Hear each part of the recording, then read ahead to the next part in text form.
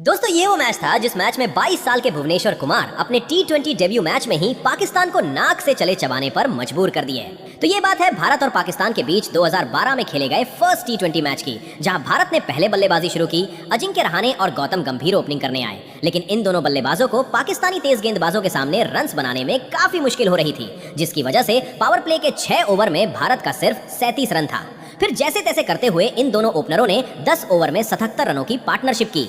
उसके बाद तेजी से रन्स बनाने के चक्कर में अजिंक्य रहाणे 42 रन बनाकर बाउंड्री पर कैच आउट हो गए। अब विराट कोहली और गौतम गंभीर भारतीय पारी को थोड़ा सा आगे बढ़ाते हैं, तभी 2 रन चुराने के चक्कर में गंभीर भी 43 रन बनाकर आउट हो जाते हैं।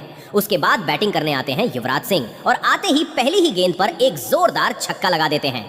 अब यहाँ से भारत का स्कोर होता है 103 रन पर 2 विकेट, और यहीं से शुरू होता है भारत का विकेट गिरने का ऐसा पतझड़ जिसे देखकर स्टेडियम में बैठे दर्शक भी हैरान हो गए, क्योंकि विराट कोहली 12 रन बनाकर आउट हो गए, महेंद्र सिंह धोनी 1 रन बनाकर आउट हो गए, युवराज सिंह 10 रन बनाकर आउट हो गए, सुरेश रैना भी 10 रन बनाकर आउट हो गए, रोहित शर्मा 2 रन बनाकर आउट हो गए, रविंद्र जडेजा भी 2 रन बनाकर आउट हो गए, और फिर ईशांत शर्मा 0 रन।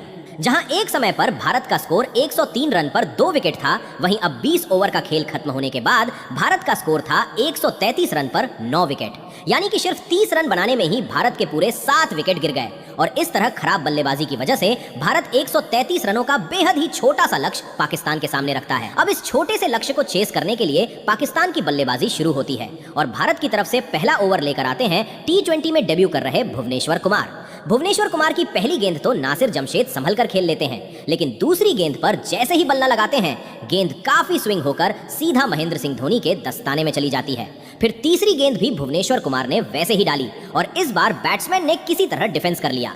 चौथी गेंद भी भुवनेश्वर कुमार ने आउट स्विंगर डाली, लेकिन इस बार बैट्समैन ने दौड़कर 2 रन पूरा कर लिए। और अब 5वीं गेंद भी भुवनेश्वर कुमार ने इतनी स्विंग कराई कि गेंद बल्ले को बिना छुए ही सीधे धोनी के दस्ताने में चली गई। अब भुवनेश्वर कुमार की 5 गेंदें खेलने के बाद नासिर जमशेद ये समझ गए थे कि इसकी हर एक गेंद आउट स्विंगर हो रही है, इसलिए 6वीं गेंद भी आउट स्विंग ही आएगी, लेकिन ऐसा नहीं हुआ।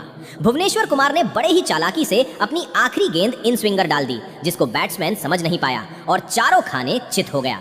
फिर भुवनेश्वर कुमार तीसरा ओवर लेकर आए और अपनी दूसरी ही गेंद पर अहमद शहजाद को अपनी स्विंग की जाल में फंसाकर पाकिस्तान को दूसरा 440 बोल्ड का झटका दे दिए।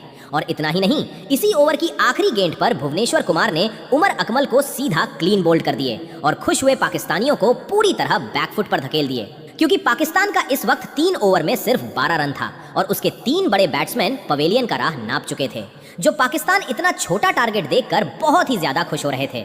भुवनेश्वर कुमार ने अब उनकी खुशी ही छीन ली।